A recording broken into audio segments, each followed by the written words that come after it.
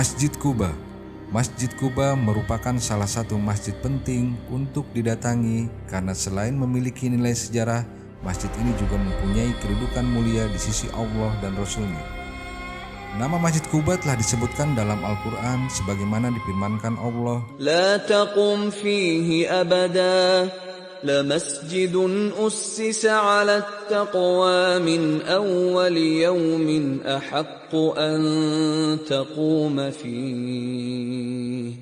فيه رجال يحبون أن يتطهروا والله يحب المطهرين.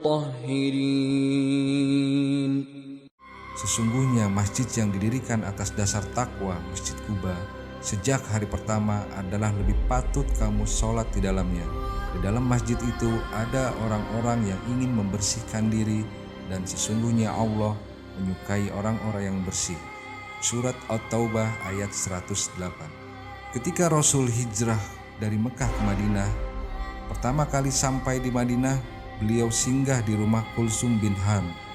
Rasul sempat tinggal di perkampungan Quba selama 4 hari, yaitu hari Senin, Selasa, Rabu, dan Kamis.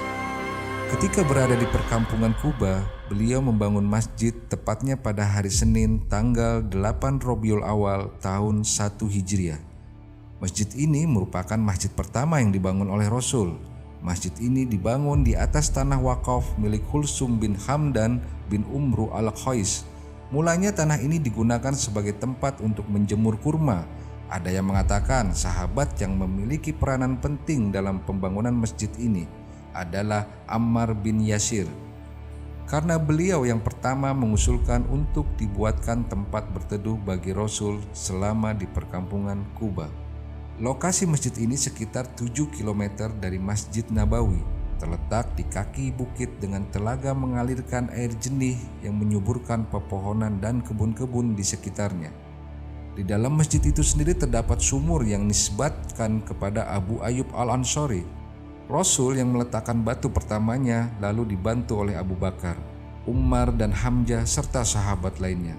Bentuk Masjid Quba di saat itu sangat sederhana karena terdiri dari satu ruangan persegi 4, memiliki serambi yang diberi atap di bagian mihrab, di sekelilinginya diberdinding dan di tengah-tengahnya terdapat ruangan terbuka yang diberi nama Shan. Memiliki 3 buah pintu. Pada awal Masjid Quba berdiri di atas kebun kurma yang luasnya sekitar 5.000 meter persegi dan bangunan masjidnya sendiri sekitar 1.200 meter persegi. Rasul sendiri yang mengkonsep desain dan modelnya. Arah kiblat ditentukan oleh Rasul sendiri dengan meletakkan batu dan arah kiblat saat itu menghadap ke Masjid Al-Aqsa. Muaz bin Jabal ditunjuk oleh Rasul sebagai imam tetap di Masjid Quba. Pada masa Rasul dan Khulafaur Rasyidin, Masjid Quba merupakan bangunan sederhana, serambi untuk sholat di sebelah utara, bertiang pohon kurma, beratap datar dari pelepah, daun-daun kurma yang dicampur dengan tanah liat. Di samping masjid terdapat sumur tempat mengambil air wudhu. Pada masa Abdul Malik bin Marwan, Masjid Quba diperluas. Begitu juga pada masa Umar bin Abdul Aziz. Ketika membangun Masjid Nabawi, beliau juga membangun Masjid Quba. Selain memperindah juga memperluas, saat itu dinding dan tiangnya diubah dengan batu. Dari masa ke masa, Masjid Quba mengalami banyak perubahan dan penambahan, terutama pada zaman Kerajaan Ottoman. Sebelum pemerintah Saudi memugar dan memperluas Masjid Quba, luas masjid ini kurang lebih 40 meter persegi dengan dinding batu yang tingginya 6 meter dan tinggi menaranya 10 meter.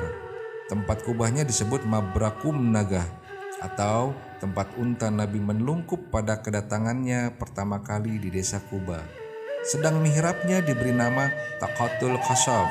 Saat ini Masjid Quba menjadi masjid yang sangat indah dan luas karena telah dibangun dengan mendatangkan arsitek ahli dan dengan alat modern tanpa mengurangi kegunaan masjid dan nilai sejarah yang dikandungnya. Keutamaan Masjid Quba. Masjid Quba ini adalah masjid mulia yang pembangunannya disebutkan di dalam Al-Quran dan juga yang membangunnya adalah Rasul dibantu oleh para sahabatnya. Selain itu ada beberapa hadis yang menyebutkan keutamaan masjid ini. Di antaranya, Rasul selalu mendatanginya berkata Abdullah bin Umar, Rasul bersabda, sungguh Rasul selalu mendatangi Masjid Quba, baik dengan berkendara atau berjalan kaki. Abdullah bin Umar dan para sahabat lainnya selalu menyempatkan diri untuk mendatangi Masjid Quba 1 kali dalam 1 minggu. Mereka seringkali mendatangi di hari Sabtu dan hari lainnya.